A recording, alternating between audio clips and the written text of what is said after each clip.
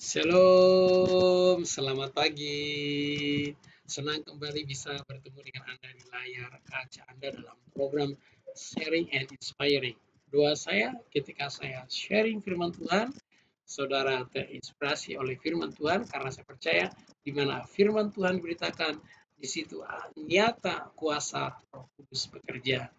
Saya percaya ketika firman ini Anda dengarkan, Kudus berkarya untuk menolong dan membantu Anda untuk memahami firman Tuhan ini, sehingga firman Tuhan ini menjadi inspirasi bagi Anda dan bisa Anda terapkan untuk menjalani hari ini. Haleluya.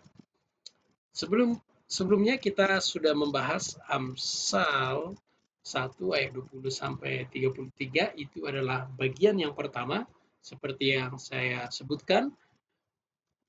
Amsal 1 sampai 20 sampai 30 kita tiga, maksud saya Amsal 1 ayat 20 sampai 33, maksud saya kita akan bahas tiga bagian, dan malah pagi ini kita akan bahas yaitu yang kedua, ya. Sebelum kita bahas firman Tuhan, mari kita terlebih dahulu berdoa. Mari kita berdoa bersama-sama. Bapa yang baik, dalam nama Yesus kami bersyukur buat pagi hari ini. Kami diberi kesempatan, kami diberi kesehatan, kami diberi kesegaran sehingga kami boleh bersama-sama bangun dengan penuh sukacita, dengan berkat yang baru. Dan saatnya kami mau belajar firman Tuhan. Sebelum kami mengawali hari ini, biarlah Tuhan yang menolong kami, yang memahami firman-Mu yang kami pelajari hari ini. Secara khusus hamba-Mu tuntun untuk bahkan memilih setiap kata-kata yang keluar dari hamba-Mu, semua itu dari Roh Kudus. Demikian juga yang mendengarkan, biarlah Roh Kudus yang menginspirasi, sehingga firman ini menjadi inspirasi dan menjadi bekal bagi kami untuk menjalani hari ini. Dalam nama Yesus, haleluya. Amin. Amin. Kita akan melanjutkan pembelajaran kita. Kemarin kita sudah membahas di bagian yang pertama, yaitu bahwa hikmat itu, ya, hikmat itu dipersonifikasi sehingga Salomo berkata hikmat itu berseru, ya. Sekali lagi ini dia personifikasi. Kemudian biasanya orang-orang yang tidak berpengalaman akan mencintai keadaannya, ya. Kita sudah bahas itu. Kemudian pencemooh, ya. Para pencemooh, namanya pencemooh yaitu sudah menjadi pekerjaannya. Itulah sebabnya disebut pencemooh. Kemudian orang bebal benci kepada pengetahuan. Nah, kemudian apa yang dikatakan oleh Salomo? Ya, yang dikatakan oleh Salomo di sini, kita harus berpaling kepada hikmat, ya. Karena ketika kita berpaling kepada hikmat akan mencurahkan isi hatinya, ya. Kemudian hikmat akan memberitahukan perkataan-perkataannya, ya. Jadi kalau kita mencari hikmat, maka kita punya hikmat yang berbeda dengan orang lain, maka kita punya pengetahuan yang berbeda dengan orang lain. Nah, lalu hari ini kita akan fokus pada akibat menolak hikmat dan mengabaikan hikmat. Itu bisa kita lihat di pasal yang pertama, ayat yang 26, ya. Tapi kita mulai dari ayat 24 dulu. Oleh karena kamu menolak aku ketika aku memanggil, dan tidak ada orang yang menghiraukan aku, mengulurkan tanganku, bahkan mengabaikan nasihatku, dan tidak mau menerima teguranku, maka aku menertawakan celah kamu. Jadi di sini jelas dikatakan bahwa hikmat itu berusaha, ya, dipersonifikasi, berusaha menjangkau setiap orang, yaitu dikatakan hikmat itu memanggil supaya setiap orang datang kepadanya. Kemudian dikatakan hikmat itu menegur, ya. Jadi panggilan untuk berhikmat itu, yaitu kemudian ada teguran supaya kita lebih berhikmat. Kemudian dan mengabaikan nasihatku.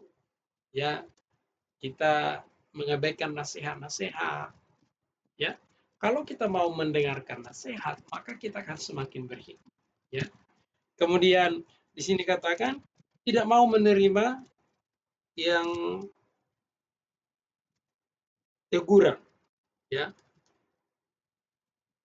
kemudian menghiraukan uluran tangan. Jadi dia panggil-panggil uluran tangan.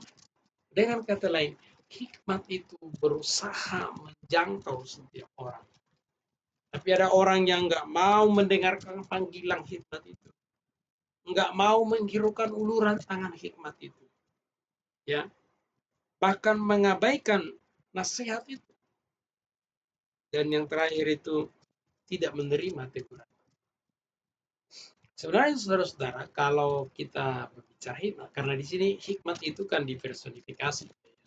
Jadi sebenarnya di dalam nasihat dan teguran, sebenarnya di situ ada banyak hikmat yang bisa kita pelajari. Ada banyak hikmat yang kita bisa terima.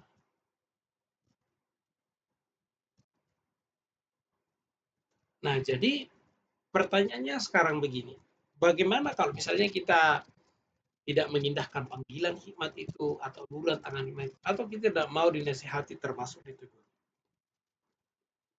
Ayat 26 dikatakan, ya, maka aku akan menertawakan celakamu.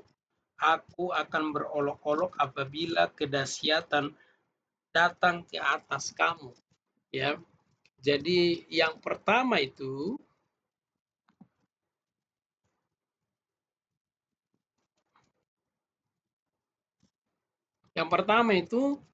hikmat akan menertawakan pada saat kecelakaan. Hikmat akan tertawa, menertawakan orang yang menolak hikmat pada saat kecelakaan. Nah, coba Anda bayangkan, seandainya Anda dalam kecelakaan, lalu ada orang yang menertawakan Anda, kira-kira perasaan Anda bagaimana? Anda lagi senang dalam kecelakaan, orang menertawakan Anda.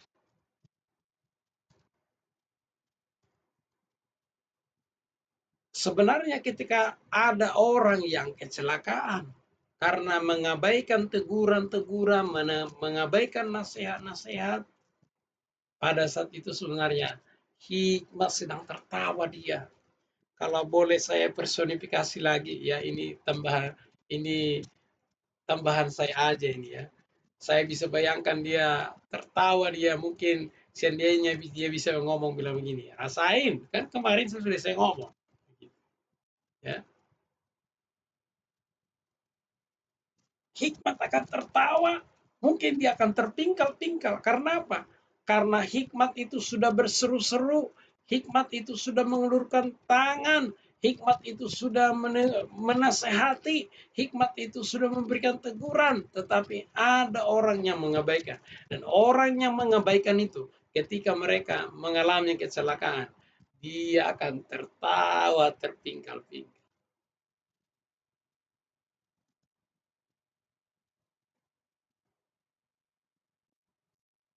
Coba Anda misalnya sudah memberitahukan, menasehati teman Anda, jangan melakukan A, B, C. Ternyata ketika dilakukan A, B, C, dia mendapat kecelakaan.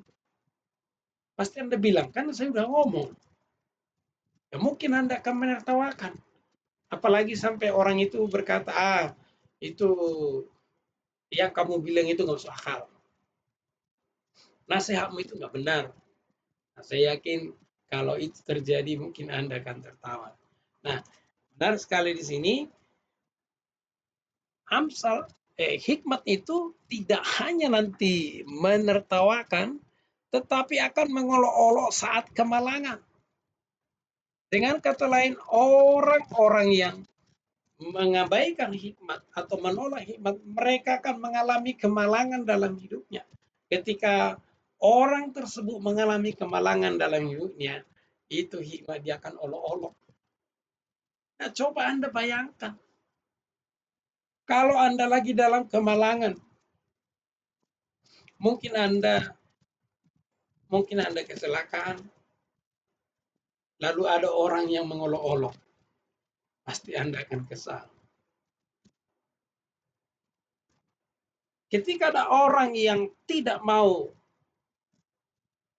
mendengarkan panggilan dari hikmat, tidak mau mengabaikan uluran tangan hikmat, kemudian tidak mau menerima teguran, tidak mau menerima nasihat, maka ketika ada kemalangan dalam hidup orang itu, ya, maka hikmat itu akan olok-olok. Coba seandainya ada orang lain yang seperti itu udah kecelakaan, ada orang, kira-kira gimana rasanya?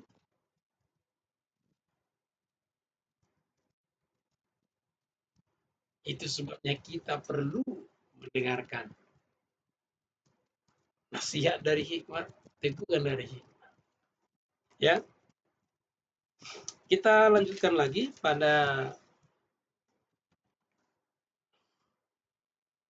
hikmat tidak mau menjawab. Ya, ini mengatakan hikmat sudah terlambat.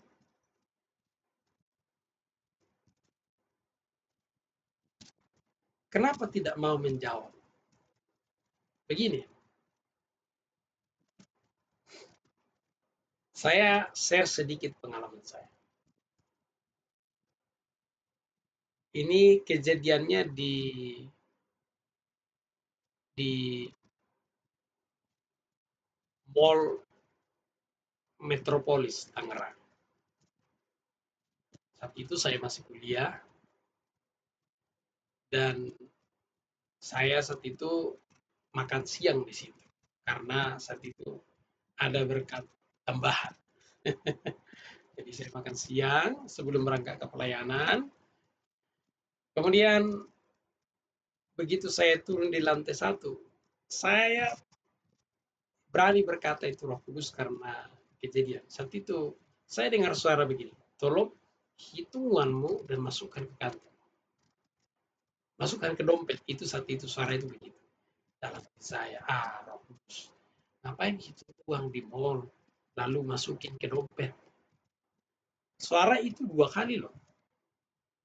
Suara itu 2 kali. Yang kedua, saya bilang juga begitu. Kudus, ya saya nggak banyak, ngapain dihitung di mall. Udah saya jalan, begitu saya jalan, naik angkot. Naik angkot, saya udah mulai ada rasa hawa yang aneh. Udah berasa saya ada hawa yang aneh. Saat itu saya langsung berdoa. Saya langsung berdoa, tapi saya tidak terlalu ngeh skema daripada pencopet itu saat itu. Nah, yang menarik itu bagi saya saat itu, benar loh, hanya uang yang di saku saya itu yang diambil. Dompet saya dan HP saya nggak diambil. Kalau seandainya saat itu, kalau seandainya saat itu, saya mau mendengarkan, yaitu kan hikmat bicara itu tuh, mendengarkan, maka tidak ada yang hilang. Dan memang benar hanya uang yang di saku saya itu yang diambil, handphone saya di saku yang sama enggak, di yang sama tidak diambil. Nah, jadi saya terkecoh di adegannya yang satu itu pura-pura kram kakinya. Ya, saya sebagai hamba Tuhan tentu tergerak menolong pada saya tolong ya saya kecolongan di saku kanan pada saat itu. Nah, kalau saat itu secara tidak langsung saat itu sebenarnya hikmat sudah berseru kepada saya, ya, yaitu hitung uang. Kalau saat itu saya berseru dia udah nggak bisa jawab karena sudah lewat. Saya udah kecolongan, ya. Tapi saat itu saya baru belajar kan dapat hikmatnya juga kalau Roh Kudus bicara ya didengarin aja. Nah, jadi kalau kita mendengar suara Roh Kudus ya bisa atau boleh katakan suara hikmat, lebih baik kita dengar-dengaran, ya. Karena kalau pada saat itu saya bilang berikan saya hikmat sudah nggak bisa karena memang sudah kecolongan ya. Tapi saya bersyukur pada saat itu hanya uang yang benar-benar saya tidak hitung itu yang diambil. Luar biasa juga itu ya. Dompet nggak diambil. Handphone di saku yang sama juga diambil. Hanya uang di saku yang sama diambil. Nah, itulah saya yakin itu cara Roh Kudus mengajar saya supaya saya lebih peka, kemudian supaya bisa kesaksian juga pada pagi hari ini, supaya kita dengar-dengaran kepada hikmat. Ya, hikmat itu bisa datangnya dari firman Tuhan, bisa suara Tuhan langsung, bisa bisa dari nasihat, bisa dari teguran, ya. Itu bisa kita gabung menjadi hikmat kita semua. Tapi kalau sudah terlanjur seperti yang saya katakan tadi, maka kita berseru pun dia sudah nggak jawab. Tidak menjawab dalam konteks perkara yang kita alami. Tapi kalau kita mau bertobat, mau berubah, ya tentu kita akan menemukan hikmatnya. Ya.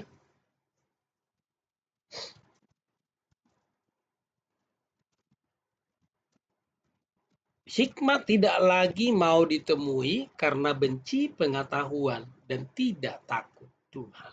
Jadi yang pertama tadi dia sudah tidak mau jawab lagi dan dia sudah tidak ditemukan, terutama bagi orang yang tidak mau menerima pengetahuan.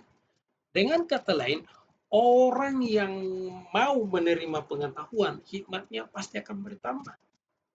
Terutama kalau kita mau menambah pengetahuan kita terhadap firman Tuhan, menambah pengetahuan kita dengan ilmu profesional kita, tentu hikmat kita pasti akan semakin bertambah.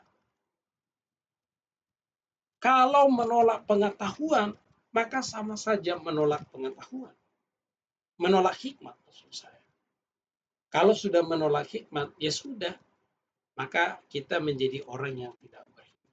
Secara khusus ditekankan Salomo di sinilah karena mereka tidak takut Tuhan.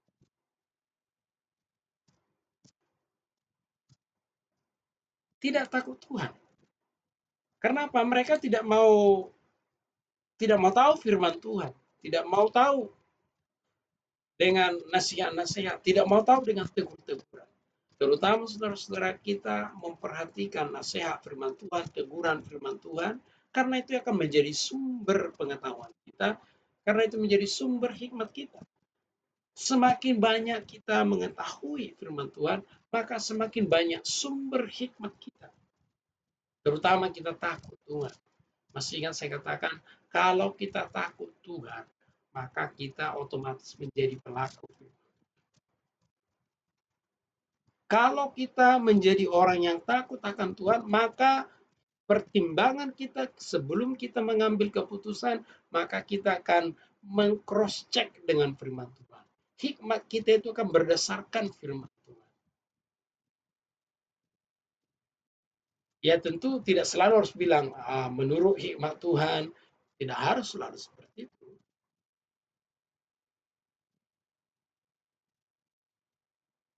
Oleh sebab itu saudara-saudara, jangan sampai kita mengabaikan hikmat dalam hidup. Ngeri sekali kalau hikmat itu kita abaikan. Ketika kita mengalami kecelakaan, dia akan tertawa, menertawakan, ya. Dia akan mengolok-olok dalam kemalangan. Dan dia tidak bisa menjawab, dia tidak mau lagi jawab.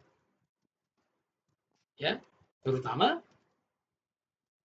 dia sudah tidak mani lagi ditemui. Karena apa? Karena menolak pengetahuan dan menolak takut akan Tuhan. Jika sampai itu terjadi, waduh, mengerikan sekali. Tapi saudara-saudara, saya yakin saudara-saudara yang ada di channel saya ini adalah orang-orang yang takut akan Tuhan, orang-orang yang mencintai hikmat, ya, sehingga belajar firman Tuhan setiap hari, ya, merenungkan firman Tuhan setiap hari, terutama menerapkan firman Tuhan dalam hidup kita sehari-hari. Saudara-saudara, pagi hari ini kita diingatkan, jangan sampai kita menolak hikmat. Kalau kita menolak hikmat, hikmat akan menertawakan kita pada saat kecelakaan. Hikmat itu akan mengolok-olok kita pada saat kemalangan. Tentu ini adalah pengalaman yang sangat menyakitkan dan sangat miris. Hikmat juga tidak lagi mau menjawab. Diam-diam dia. Terutama hikmat tidak mau lagi ditemui kalau kita membenci pengetahuan dan tidak lagi takut akan Tuhan. Oleh sebab itu, yang mau saya tekankan pagi ini saudara-saudara, mari kita mendengarkan seruan dari hikmat itu. Mari kita sambut ya lambaian tangan dari hikmat itu. Mari kita dengarkan nasihat dari hikmat itu. Mari kita dengarkan teguran dari hikmat itu. Ketika kita melakukan itu, maka hikmat itu kita akan temukan. Dan ketika kita lakukan itu adalah bagian daripada takut akan Tuhan. Jadi pagi hari ini saudara-saudara yang mau saya tegaskan, supaya kita jangan menolak hikmat karena berbahaya. Mari sama-sama kita seperti yang saya katakan tadi, mari kita dengarkan panggilan hikmat itu, mari kita sambut uluran tangannya, mari kita dengarkan nasihatnya, dan mari kita indahkan teguran hikmat itu, sehingga kita menjadi orang-orang yang berhikmat.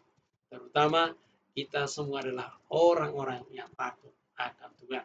Mari saudara-saudara, pagi ini kita sudah merenungkan firman Tuhan, biar firman Tuhan yang singkat ini bisa kita terapkan dan praktekkan sepanjang hari ini dan bisa menjadi inspirasi bagi saudara. Mari kita berdoa. Bapa yang baik, dalam nama Yesus kami bersyukur pada pagi hari ini kami sudah merenungkan firman Tuhan, terutama supaya kami jangan sampai kami mengabaikan atau menolak hikmat itu karena sangat mengerikan. Kami tidak mau ditertawakan saat kecelakaan, apalagi sampai diolok-olok pada saat kemalangan. Kami mau menemui hikmat itu. Kami mau mencintai pengetahuan karena kami adalah orang-orang yang takut akan Tuhan. Terima kasih Tuhan Yesus, terima kasih. Hamba-Mu sudah selesai berbicara. Biarlah Roh Kudus yang berbicara di antara kami masing-masing.